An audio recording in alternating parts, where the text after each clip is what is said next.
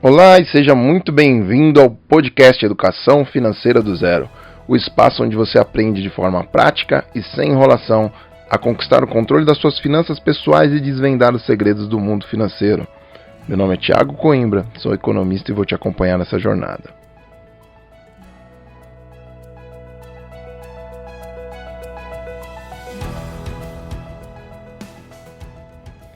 E como você já sabe, o objetivo desse podcast é democratizar princípios básicos de educação financeira, mostrar para você que não é nenhum bicho de 7 cabeças, você conseguir ter uma vida financeira organizada e planejada para alcançar seus objetivos.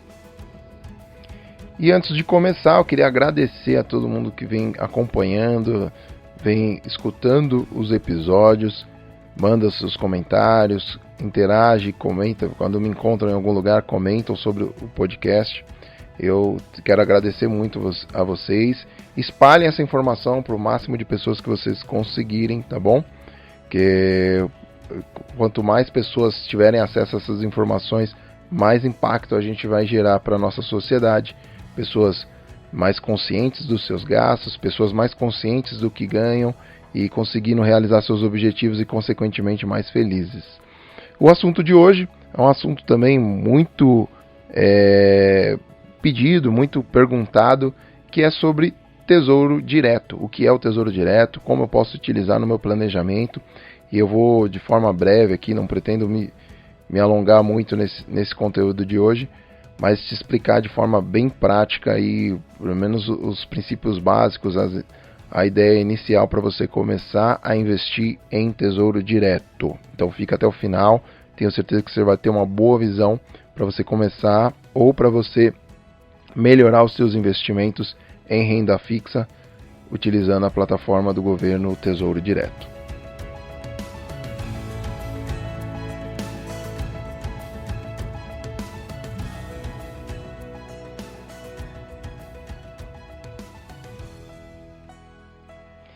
E para a gente começar, é bom a gente entender ou ter bem claro o que é o Tesouro Direto, tá bom? O Tesouro Direto, vou deixar de forma bem simples, tá? Não vou complicar com termos, com conceitos que não vão te permitir entender. Na prática, o que é o Tesouro Direto? O governo, não só o brasileiro, tá? O governo em cada um dos seus países, eles precisam de recursos para pagar as suas contas, para pagar os salários dos servidores, para pagar, por exemplo, as contas de energia, as contas de água dos prédios públicos, para investir em infraestrutura, em segurança. Então o governo precisa de dinheiro para tudo isso. Uma fonte de arrecadação desse dinheiro é através dos impostos. Só que nem sempre é suficiente. Então, quando o governo fecha as contas ali, e aí ele verifica se ele tem superávit, ou seja, se ele arrecadou mais impostos do que mais dinheiro em impostos do que ele precisa para pagar suas contas, ou se ele está em déficit, ou seja, ele gastou mais dinheiro do que ele arrecadou com os impostos. E no caso do déficit, ele consegue pegar dinheiro emprestado. Como? Através de instituições bancárias, através de outros países e também com a plataforma do Tesouro Direto. Hoje, o cidadão brasileiro, no caso aqui nas contas brasileiras, né, no Tesouro Direto, o cidadão brasileiro também consegue emprestar dinheiro para o governo pagar as suas contas. Na prática é isso que acontece. Você investe no Tesouro Direto e você está emprestando dinheiro para o governo pagar as contas dele. Mas nada sai de graça nesse mercado. Então você empresta e também vai receber algo em troca. Além do valor que você emprestou, você recebe um acréscimo ali, que é o que nós chamamos de juros, de rendimento, por conta de você estar emprestando esse dinheiro para o governo pagar as contas dele. Espero que esteja claro até aqui, ok? Agora, sabendo o que é Tesouro Direto, que você está emprestando dinheiro para o governo, tá? Quando a gente empresta o dinheiro, por exemplo, se você vai emprestar dinheiro para um vizinho, por exemplo, você vai analisar o risco que aquele vizinho te apresenta. Se é uma pessoa que você vê ali que tem um emprego fixo, que ela não tem má fama na região, costuma estar bem alinhado ali nas suas finanças, você empresta o dinheiro com mais tranquilidade. Agora, se de repente um outro vizinho te pede dinheiro emprestado, e é uma pessoa que você sabe que já ouviu dizer que está devendo na padaria do bairro, ou que os parentes reclamam que ele nunca tem dinheiro para nada, para esse segundo vizinho você já vai ter um pouquinho mais de receio de emprestar o dinheiro. E aí ou você não empresta, ou se você fosse cobrar juros, você cobraria um juros mais alto, porque o teu risco com esse vizinho número 2 é maior. Em questão de risco, sabendo que você está emprestando dinheiro quando você investe no Tesouro Direto para o governo, nós podemos dizer que seria um dos investimentos mais seguros dentro de uma economia. Uau, Thiago, mas emprestar o dinheiro para o governo, que não está conseguindo pagar as contas dele em dia, e por isso está pegando dinheiro emprestado, é o investimento mais seguro? Sim, é o investimento mais seguro hoje no Brasil, um dos investimentos mais seguros. Por quê? Pensa no tamanho da arrecadação do governo. O quanto entra de dinheiro, né, nos cofres do governo todos os meses.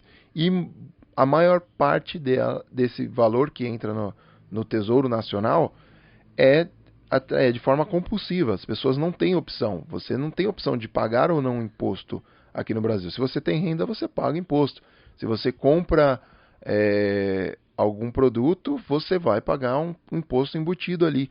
E esse dinheiro automaticamente vai chegar nos cofres do Tesouro Nacional, que é ali o caixa do governo.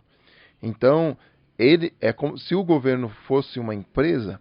Ele é uma empresa que tem uma arrecadação altíssima todos os dias, e os clientes dessa empresa são obrigados a pagar ela. Eles não têm opção. Então, por isso, o poder que o governo tem, o poder financeiro que o governo tem, ele se torna um credor confiável, porque dificilmente dificilmente vai faltar dinheiro para ele quitar a dívida que ele assumiu com você.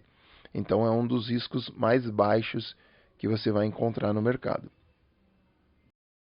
Agora, como eu invisto no Tesouro Direto? Eu entro no site do governo, vou lá, ou dou um Google Tesouro Direto e já consigo aplicar? Não, você precisa de um intermediário. Esse intermediário, na maioria das vezes, é uma corretora. A corretora da tua confiança, aquela que você já tem conta. Através dos bancos que você conhece, os bancos tradicionais, também é possível, tá? Mas o que eu observei, não sei se são em 100% dos casos, mas, por exemplo, quando você entra na área de investimentos de um banco, vamos pegar de um banco tradicional e do Bradesco, quando você vai para a parte de investimentos, renda fixa, tesouro direto, ele automaticamente já te direciona para a corretora deles, se eu não me engano é a Ágora, e aí você já entra na plataforma da Ágora, tem que fazer um cadastro para você poder investir em tesouro direto, tá? Se eu tiver enganado, alguém deixa nos comentários ou entra em contato lá através do Instagram, Coimbra_consultoria, e me ajuda nessa daí. Mas se eu não estiver enganado, hoje a maioria dos bancos já tem uma corretora de investimentos atrelada na área de investimentos. Então, para você investir em tesouro direto, no banco que você já utiliza ou na corretora da tua confiança, você procura lá nos menus, provavelmente vai estar junto com a renda fixa, você entra e encontra lá Tesouro Direto. E aí lá dentro você vai escolher os tipos de investimentos em Tesouro Direto que você vai aplicar. E agora eu vou falar um pouquinho da diferença desses títulos. Basicamente, os títulos do governo, o Tesouro Direto, ele tem 3 tipos principais, tá? E aí esses 3 tipos, eles têm algumas ramificações, mas eu vou me ater a essas 3 principais características dos fundos, tá bom? Ele tem um fundo que fica muito mais fácil de eu te explicar, tá bom? E depois eu te explico, depois eu explico a questão dos riscos, tá bom? O tesouro pré-fixado. O que seria o pré-fixado? Ele é muito simples de entender. O nome dele já diz, ele é pré-fixado, ou seja, antes de você investir, você já sabe exatamente quantos por cento você vai ter de rentabilidade. Então você vai ver lá, olha, tesouro pré 10% ao ano, vencimento em 2030, um exemplo, tá? E então o que acontece? Você vai aplicar o dinheiro hoje, eu estou gravando esse podcast em 2025, daqui 5 anos, em 2030, quando você for resgatar esse valor, você vai receber o valor que você investiu, corrigido com juros de 10% ao ano. Quando? Somente no vencimento. Antes do vencimento, eu posso resgatar esse título? Pode, mas não é garantido que você tenha 10% de rentabilidade. Por alguns fatores econômicos, esse título pode estar rendendo mais ou menos do que 10%, tá bom? Então, o tesouro pré-fixado, dependendo das circunstâncias, do que estiver acontecendo na economia, no momento que você quiser resgatar, você corre o risco até de ter prejuízo, de resgatar menos do que você aplicou, tá? Então é um investimento para tomar cuidado. O segundo tipo que eu gostaria de explicar é é um título pós-fixado. Você vai encontrar ele lá como Tesouro Selic, tá bom? A Selic, vou dar uma breve explicação do que é a Selic. Selic é uma taxa de juros que ela é utilizada pelo governo como uma ferramenta de controle da inflação. Pensa-se que a inflação são os aumentos dos preços, tá? E o governo ele trabalha para tentar conter o aumento dos preços, porque se os preços dispararem demais, as pessoas vão ter dificuldades para comprar coisas básicas, como comida, remédios, essas coisas. Então, uma função que o governo exerce é de tentar controlar os preços para que eles não subam demais, tá bom? Então, como que ele faz isso? Ele poderia fazer tabelando os preços, como já foi tentado algumas décadas atrás e foi uma tragédia. Então, o que o governo fazia? Olha, ninguém pode vender este produto acima deste valor. Está tabelado a partir de hoje. Não funciona. O mercado ele é livre e ele dá o seu jeito de contornar essas regras. Então, acontecia de esconderem produtos, das pessoas pararem de produzir porque já não valia mais a pena. Então, tabelar os preços não funciona. Outra forma do governo controlar os preços é tirando o poder aquisitivo das pessoas. E você pode tirar o poder aquisitivo das pessoas, como também já foi tentado no Brasil, através do confisco, por exemplo. Quem já é um pouquinho mais antigo, mais experiente, lembra aí do confisco na década de 90. E aí você vai olhar a tua conta, você foi dormir, você tinha alguns milhões ali, agora você tem poucos, não eram reais na época, né? Poucos reais ali disponíveis para você movimentar. Isso foi outra grande tragédia para a economia brasileira e também não funcionou nesse controle dos preços, tá? E uma maneira que a maioria das economias mundiais encontraram de você conseguir controlar, sem ser de forma trágica, os preços das mercadorias na economia, foi através da taxa de juros. Porque boa parte do consumo numa economia é realizado através do crédito. Então, se você deixa o crédito mais caro, automaticamente menos poder aquisitivo as pessoas passam a ter, porque nem todos vão conseguir adquirir aquele crédito e nem todos vão ver vantagem em adquirir um bem utilizando de um crédito que nesse momento está alto. Então o governo utiliza a taxa Selic para controlar os preços. Então quando o governo sente que os preços vão disparar, ele aumenta essa taxa Selic, consequentemente tira poder de compra das pessoas por um tempo, para que a produção consiga aumentar e atender a demanda que existe naquela economia, e aí a hora que as forças de demanda e oferta se equilibram, o governo tem espaço para poder reduzir essa taxa. Então aí uma breve aula de economia sobre taxa Selic, inflação e os controles do governo, tá bom? Então, agora que você já tem pelo menos uma noção do que é a taxa Selic, tá bom? Eu vou te explicar o que é o Tesouro Selic. O Tesouro Selic, quando você investe, você empresta dinheiro para o governo através do Tesouro Selic, a gente chama de uma taxa pós-fixada. Por quê? Você contrata hoje. Então, imagina, vou usar números hipotéticos aqui, tá? Imagina que hoje a taxa Selic está em 11%, porque o governo entende que em 11% é o suficiente para conter o aumento dos preços. E você contratou hoje. Daqui um ano, o governo entende que os preços continuam avançando e ele precisa aumentar essa taxa Selic. Você comprou o título hoje, com vencimento para 2030. Hoje é 2025. Em 2026, o governo entende que a taxa precisa subir para 12 para poder controlar os preços.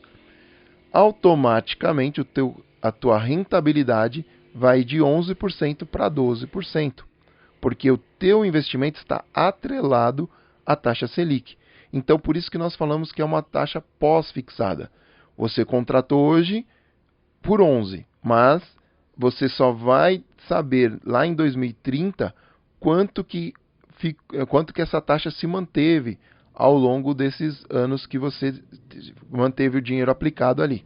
Então é uma taxa pós-fixada, diferente do primeiro exemplo da pré-fixada, onde você tinha um valor fixo ali que ele ia se manter independente do que acontecesse. Se você sacasse esse valor lá em 2030, você ia receber os 10% de rentabilidade no pré-fixado, tá bom? No meio do caminho, se você resgatar, aí é outra história, tá bom? No Tesouro Selic, como ele é pós-fixado, você vai ter a rentabilidade lá em 2030 do que a Selic foi acumulando nesse período.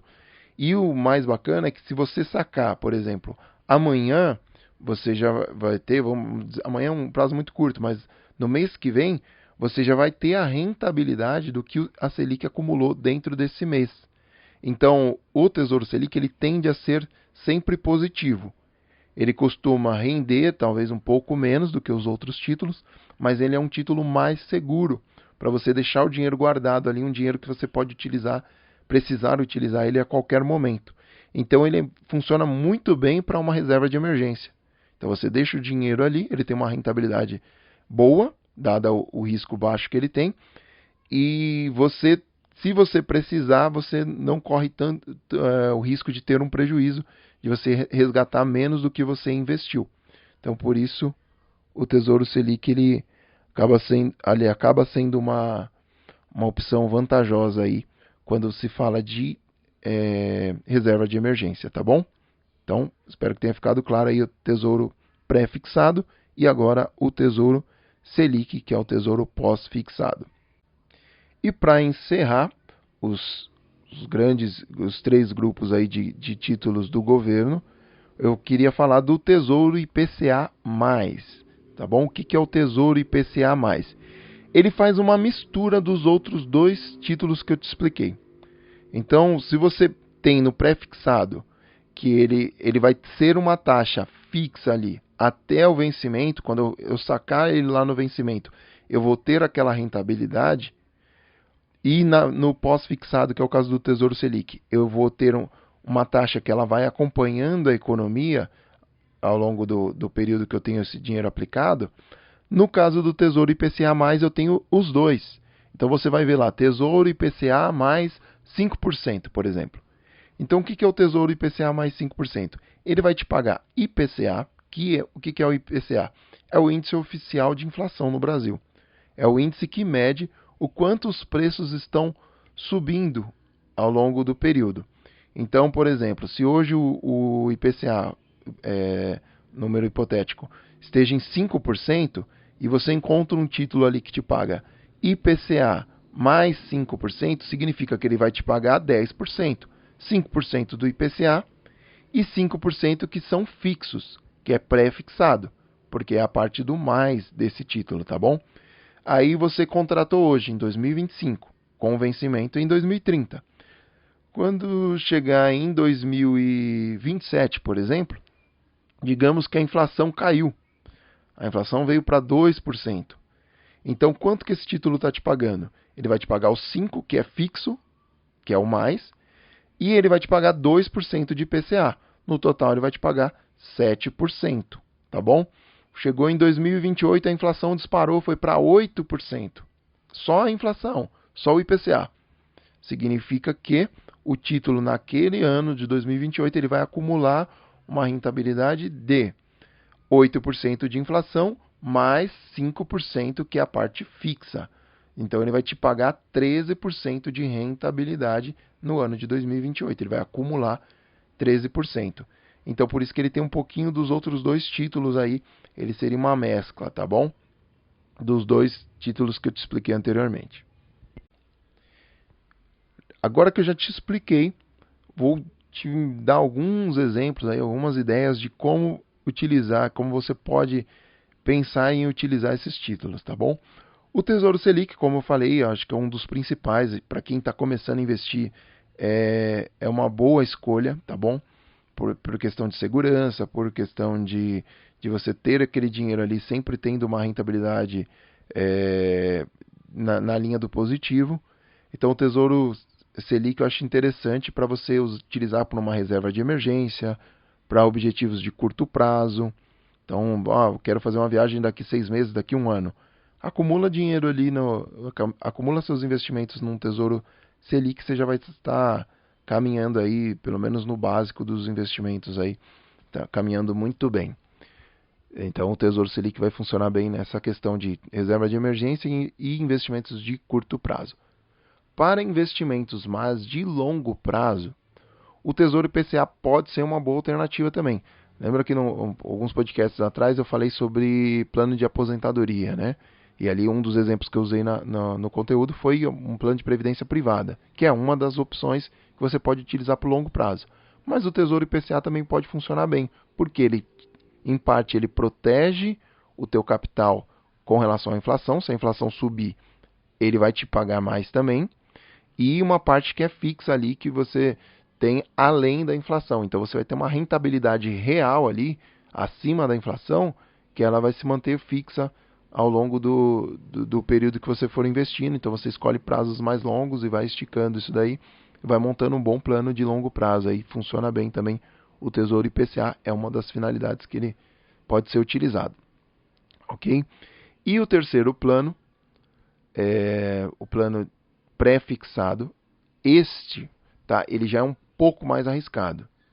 Por que poxa, Thiago, mas ele é certeza que ele vai me pagar aquele valor que ele prometeu? Sim, ele é certeza que ele te dá a certeza de que ele vai te pagar, por exemplo, no exemplo que eu utilizei, 10% ao ano até 2030.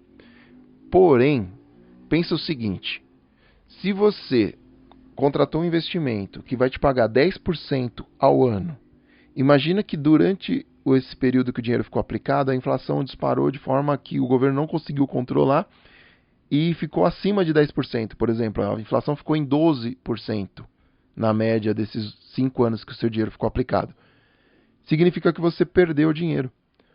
Ou seja, você deixou o dinheiro guardado, deixou de gastar esse dinheiro, recebeu 10% de rentabilidade, porém esse dinheiro no período ele perdeu 12% de poder de compra. Ou seja, você perdeu 2% reais você teve 2% de prejuízo. O teu dinheiro deixou de valer 2%. Então ele é um título que acaba sendo um pouquinho mais arriscado. Eu já vi algumas estratégias serem construídas utilizando o tesouro pré-fixado, por exemplo, para especulação. Então você se imagina que os juros no país vai cair, hoje por exemplo está pagando 10%, e se imagina que nos próximos meses vai haver uma queda na taxa de juros. Eu já vi alguns estrategistas montarem algumas posições comprando títulos pré-fixados. Porque a partir do momento que não se vender mais títulos a 10%, começar a vender títulos a 7%, a 6%, a 5%, aqueles títulos que que fixaram a rentabilidade em 10% começam a valer muito no mercado. E aí, né, inclusive as pessoas que contrataram ele vão poder resgatar antes do tempo, tendo uma rentabilidade acima de 10%, porque esse título se valorizou no mercado. Ele ficou um título muito atrativo porque não existe mais naquele patamar de juros. Então já vi muita gente ganhar dinheiro com pré-fixado também, com estratégias assim. Mas é algo mais arriscado. Nós não temos certeza nenhuma sobre o futuro. Então, esse título não é um título que funciona muito bem para reserva de emergência ou estratégias de curto prazo.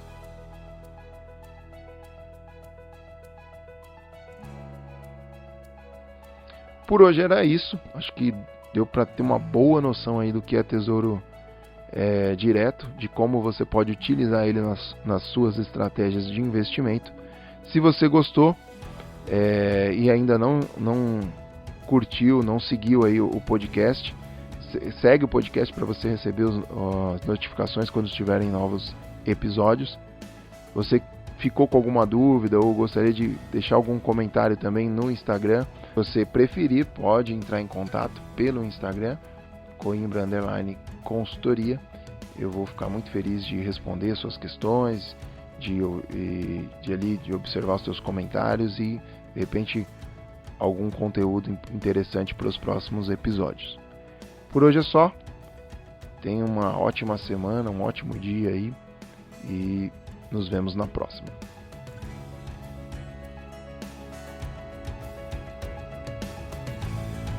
E não esquece, espalhe esse conteúdo para o máximo de pessoas que você puder. Me ajuda nessa missão aí de democratizar a educação financeira no Brasil. Quanto mais pessoas tiverem acesso a esse conteúdo, mais impacto positivo a gente vai gerar para a sociedade, com pessoas mais educadas financeiramente, realizando mais objetivos, e a gente vai contribuir para uma sociedade mais próspera. Me ajuda nessa missão. Tchau!